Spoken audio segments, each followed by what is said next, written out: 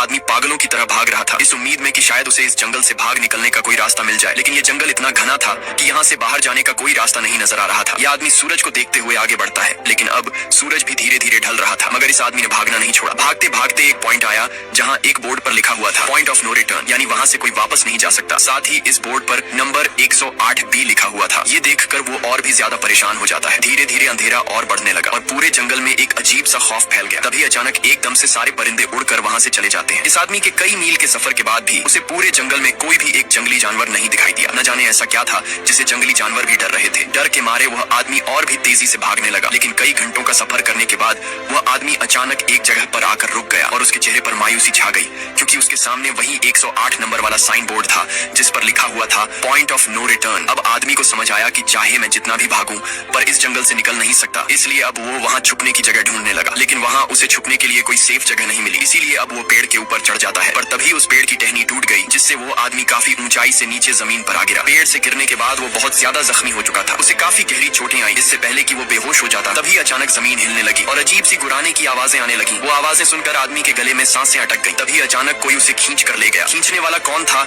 ये नहीं दिखाया गया, लेकिन हमें उस आदमी की दर्द भरी चीखें सुनाई दी गई। इस इंसिडेंट के 6 दिन बाद हमें शहर में मीना नाम की एक लड़की को दिखाया जाता है, जो एक बर्ड शॉप में काम करती है। तभी उसका बॉस आता है और मीना को एक गोल्डन पैरट को शहर से दूर एक जू में डिलीवर करने का ऑर्डर देता है। मीना बॉस की बात को मानते हुए अब उस पैरट को डिलीवर करने जाती है। मीना गाड़ी में बैठकर अपने मोबाइल में उस जू का लोकेशन सेट कर लेती है और अपने सफर पर निकल पड़ती है। शहर से बाहर निकलने के बाद वो एक बोर्ड पर बहुत सारे लोगों के मिसिंग फोटोज देखती है, यानी वहाँ पर कई सारे लोग गायब हो चुके थे। लेकिन मीना उन पर ज्यादा ध्यान नहीं देती और आगे बढ़ने लगती है। आगे बढ़ते दौरान मीना शॉर्टकट लेते हुए जंगल के रास्ते से गुजरती है ताकि वो जल्दी से इस पैरट को जू तक डिलीवर कर दे। और वो पहुंच गई जंगल के बीचों बीच। ये वही जगह है जहाँ हम पहले एक आदमी को गायब होते देख चुके हैं। वहाँ आकर मीना बुरी तरह से फंस चुकी थी। वो अपने मोबाइल पर मैप देखती है, लेकिन वहाँ मोबाइल के सिग्नल नहीं आ रहे थे और उसके कार का रेडियो भी काम नहीं कर रहा था। मीना अब वहाँ से वापस निकलने लगी, लेकिन अब उसे वहाँ से बाहर निकलने का रास्ता समझ नहीं आ रहा था। थोड़ी देर बाद मीना की गाड़ी भी खराब हो गई। मीना गाड़ी से बाहर निकलती है और उसे सामने लगा हुआ वही पॉइंट ऑफ नो रिटर्न वाला बोर्ड दिखाई देता है। मीना को कुछ समझ नहीं आता, इसीलिए वो पैरट के पिंजरे को हाथ में लेकर आसपास मदद ढूंढने आगे चली जाती है, लेकिन वहाँ आसपास किसी भी मदद का नामो निशान तक नहीं था। उसके बाद वो वापस उस जगह पर लौट आती है जहाँ उसने अपनी गाड़ी खड़ी की थी, लेकिन वहाँ से उसकी गाड़ी गायब हो चुकी थी। ये देखकर वो बहुत ज्यादा परेशान हुई। उसे लगा कि शायद वो उस जगह पर नहीं आई है जहाँ उसकी गाड़ी खड़ी थी, बल्कि ये किसी दूसरी जगह पर आ गई है और उसकी गाड़ी कहीं दूसरी जगह में खड़ी है, क्योंकि इस जंगल का हर एक पॉइंट एक ही जैसा दिखाई दे रहा था। अब अंधेरा भी गहरा होता जा रहा था। एकदम से पहले की तरह ही सभी परिंदे इन पेड़ों से उड़ जाते हैं। मीना को अब डर लगने लगा था, क्योंकि जमीन भी जोर जोर से हिल रही थी। मीना को वहाँ आसपास किसी के होने का एहसास होता है। तभी अचानक मीना को दूर किसी का साया नजर आया। मीना भागते हुए उसके पीछे आई, पर उसे वहाँ कोई भी नहीं मिला। तभी अचानक मीना को एक बूढ़ी औरत भागते हुए दिखाई दी। मीना भी दौड़कर उसका पीछा करने लगी। वो उससे मदद मांग रही थी, लेकिन वो औरत रुकती नहीं, तेजी से भागती रहती है। एक बार फिर मीना इस बूढ़ी औरत का पीछा करती है। अचानक वो बूढ़ी औरत फिर से गायब हो गई। मीना जब उसे ढूंढते हुए और आगे बढ़ी तो उसे दूर जंगल में एक बड़ा सा कमरा दिखाई दिया। वो बूढ़ी औरत उस कमरे के दरवाजे को खोलकर मीना से कहती है, अगर जिंदा रहना चाहती हो तो जल्दी से अंदर आओ। ये सुनते ही मीना बिना सोचे समझे दौड़ते हुए उस कमरे की तरफ गई। मीना के अंदर आते ही उसने गेट को लॉक कर दिया। मीना देखती है कि ये कोई अजीब सा कमरा है जिसमें एक बहुत बड़ा सा मिरर लगा हुआ था। उस बूढ़ी औरत के साथ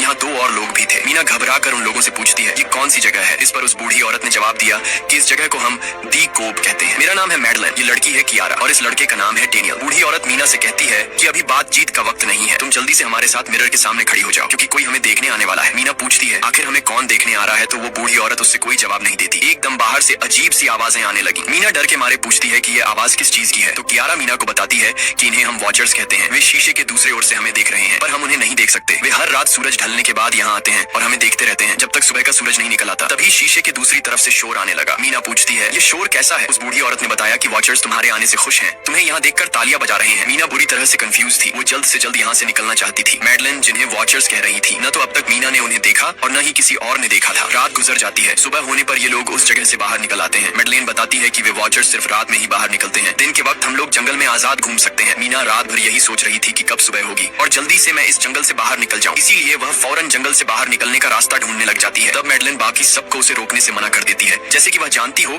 कि मीना इस जंगल से बाहर नहीं निकल सकती और वह जरूर वापस आएगी। बस मीना को जाते हुए मैडलेन बताती है कि तुम्हारा यह फैसला अच्छा नहीं है, इस जंगल से बाहर निकलने का कोई रास्ता नहीं है। रात होने से पहले हमें इस घर में वापस आना पड़ता है। अगर तुम लेट हो गई तो तुम अपनी जान से हाथ धो बैठोगी। मीना किसी की बात नहीं सुनती और अपने पैरेट को लेते हुए तेजी से आगे बढ़ती है। थोड़ा सा आगे बढ़ने पर उसे वहीं पॉइंट ऑफ नो रिटर्न वाला साइन दिखाई देता है। उसे देखकर वो घबरा तो गई, लेकिन उसने हिम्मत नहीं हारी और सूरज को देखकर सूरज की डायरेक्शन में आगे बढ़ती रही, पर जंगल से निकलने में कामयाब नहीं हो सकी। आगे चलकर रास्ता ही खत्म हो गया। मीना ने देखा कि वो एक पहाड़ के टॉप पर खड़ी है, जहाँ से आगे दूर दूर तक जंगल के सिवा कुछ भी नहीं था। इसीलिए वो मायूस होकर नीचे बैठ जाती है। तभी अचानक उसके कंधे पर किसी ने हाथ रखा। वो डर गई और जब उसने पीछे मुड़कर देखा तो वो बूढ़ी औरत मैडलेन थी। यहाँ मैडलेन उसे हौसला देती है और कहती है कि सिर्फ तुम ही नहीं जिसने यहाँ से निकलने की कोशिश की और हार गई, हम भी तुम्हारी तरह ही हार कर यहाँ रुके हैं। यहाँ से बाहर निकलने का कोई रास्ता नहीं, चलो मैं तुम्हें कुछ दिखाती हूँ। मैडलेन मीना को जंगल की तरफ लेकर जाती है। मैडलेन मीना से कहती है, ये जंगल एक शिकारी है और हम सब उसका शिकार, अगर जिंदा रहना चाहती हो तो हमारे साथ ही रहो। मैडलेन उसे पॉइंट ऑफ नो रिटर्न वाले काफी सारे साइन बोर्ड दिखाती है, जो कि जंगल के चारों तरफ गोल घेरे में लगे थे और उनके बीच में था उनका कमरा। मैडलेन बताती है कि यह हमारे घर से आधे दिन के फासले पर लगे हैं, अगर इसे आगे गई तो वापस लौटना मुश्किल हो जाएगा, इसलिए कभी भी यह तुम्हें नजर आए तो तुम इन्हें इग्नोर मत करना। मीना पूछती है, ये सब किसने बनाया? तो वो जवाब देती है, ये एक प्रोफेसर ने बनाया है, लेकिन अब तक उसे किसी ने देखा नहीं है। अब रात हो जाती है। ये लोग वापस उस घर के अंदर आ जाते हैं। हर रात वॉचर्स उन्हें देखने के लिए आते थे। आज कियारा नामी लड़की उनके सामने डांस करती है और कहती है ये सब उन्हें पसंद है। ऐसा नहीं था कि इन चारों को हर रात वॉचर्स के सामने खड़ा ही रहना पड़ता था। ये लोग जो चाहते वह कर सकते थे, बस ये लोग उनकी तरफ अपनी कमर नहीं कर सकते थे। ऐसा करने पर वो लोग बहुत ज्यादा गुस्सा हो जाते थे। रात में तो उन्हें सिर्फ वॉचर्स का मसला था, लेकिन दिन में भी उन्हें बहुत मुश्किलों का सामना करना पड़ता था। ये लोग जंगल से हर रोज अपना पेट भरने के लिए कुछ न कुछ शिकार करके लाते थे,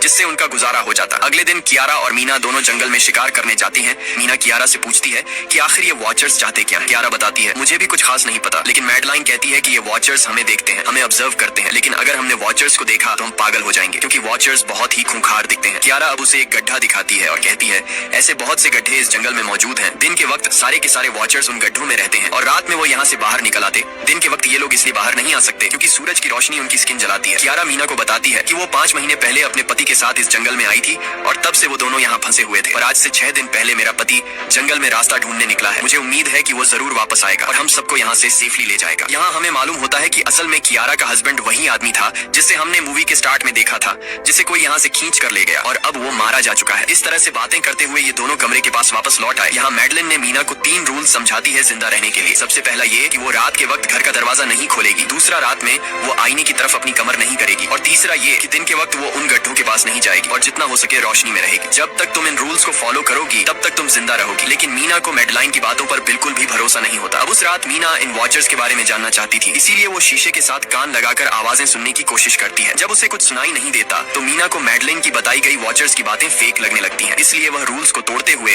अपनी कमर को शीशे की तरफ करके सो जाती है और ऐसा करने पर इन वॉचर्स को गुस्सा चढ़ जाता है। वो लोग जोर जोर से उस शीशे को मारने लग जाते हैं। शोर से मैडलाइन भी उठ जाती है और वह जल्दी से मीना को शीशे की तरफ खड़े रहने को कहती है और तब जाकर वो वॉचर्स का गुस्सा शांत होता है। यानी जब इंसान वॉचर्स को अपनी पीठ दिखाते हैं तो वह उसे खुद की इंसल्ट मानने लगते हैं। ये रात भी गुजर जाती है और अगले दिन मीना डेनियल के साथ शिकार पर निकलती है। वो डेनियल से पूछती है, क्या आज तक तुमने किसी वॉचर को देखा है? जिस पर डेनियल ने जवाब दिया कि मैंने भी आज तक वॉचर्स को नहीं देखा और जो भी वॉचर्स को देखता है वो जिंदा नहीं बच पाता। तब मीना डेनियल को समझाती है कि मुझे लगता है कि ये सब मैडलाइन की बनाई हुई कहानियां हैं जिसके अंदर वो हमें फंसा रही है। हमें जरूर उन गड्ढों को जाकर चेक करना चाहिए, शायद हमें यहाँ से बाहर जाने का कोई रास्ता मिल जाए। डेनियल भी यहाँ रहकर बहुत ज्यादा तंग हो चुका था और वो भी किसी तरह से रास्ता ढूंढकर इस जंगल से भाग निकलना चाहता था। इसलिए वो मीना की बात मान लेता है और वो दोनों गड्ढे के पास पहुंच जाते हैं। अब मीना अपने आप को रस्सी से बांधकर इस गड्ढे के अंदर उतरती है। रस्सी का दूसरा सिरा डेनियल ने पकड़ा हुआ था ताकि अगर मीना को कुछ भी हो वो जल्दी से मीना को बाहर की तरफ खींच ले। मीना नीचे गड्ढे में पहुंच जाती है जहाँ उसे बहुत सारा इंसानों का सामान मिलता है। मीना उस सामान को इकट्ठा कर लेती है। ये सारा सामान उन लोगों का था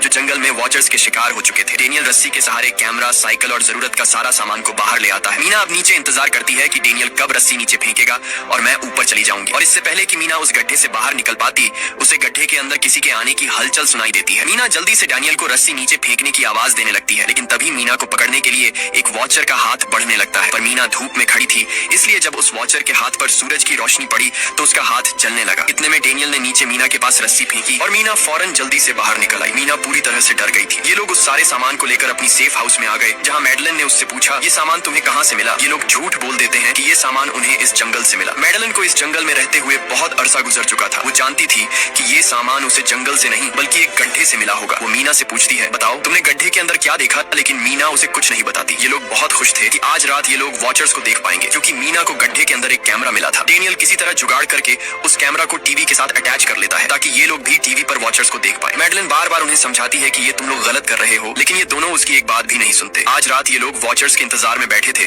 ताकि उन्हें वो देख पाए, लेकिन काफी रात होने के बावजूद भी आज कोई वॉचर उन्हें देखने नहीं आया। और अब कुछ कुछ देर बाद उनके साथ कुछ अजीब सा होने वाला था। ये लोग बातचीत में मसरूफ थे कि तभी उनका दरवाजा खटखटाया जाता है, यानी दरवाजे पर किसी ने दस्तक दी। उन्होंने जल्दी से टीवी की तरफ देखा तो वहाँ उन्हें इंसानी टांगे दिखाई दे रही थी। बाहर जो कोई भी था वो कियारा के हस्बैंड की आवाज में बात कर रहा था और वो जल्दी से दरवाजा खोलने को कह रहा था। कियारा को लगा कि जरूर उसका हस्बैंड यहाँ से बाहर निकलने का रास्ता ढूंढ आया है। वो जल्दी से उठकर दरवाजा खोलने के लिए जाती है, लेकिन मैडलिन बीच में आकर दरवाजा खोलने नहीं देती। वो कहती है कि मैं जानती हूँ बाहर तुम्हारा हस्बैंड नहीं है, क्योंकि मैडलिन जानती थी कि रात के इस अंधेरे में कोई भी इंसान इस कमरे तक नहीं पहुंच सकता। लेकिन कियारा को मैडलिन की बातों पर यकीन नहीं होता और वो दरवाजा खोलने की कोशिश करती है, जिसके बाद मैडलिन कियारा से कहती है कि वो तुम्हें फंसा रहा है, तुम उसका इम्तिहान ले लो, तुम उसे कोई ऐसी बात पूछो जिसके बारे में सिर्फ तुम या तुम्हारा हस्बैंड जानता हो। कियारा बाहर खड़े हुए इंसान से एक किताब के बारे में सवाल करती है, जिसके बारे में उसे पता होना चाहिए था। लेकिन जब बाहर खड़ा हुआ इंसान कोई जवाब नहीं देता तो ये समझ जाते हैं कि ये वॉचर ही है। ये लोग जब दरवाजा नहीं खोलते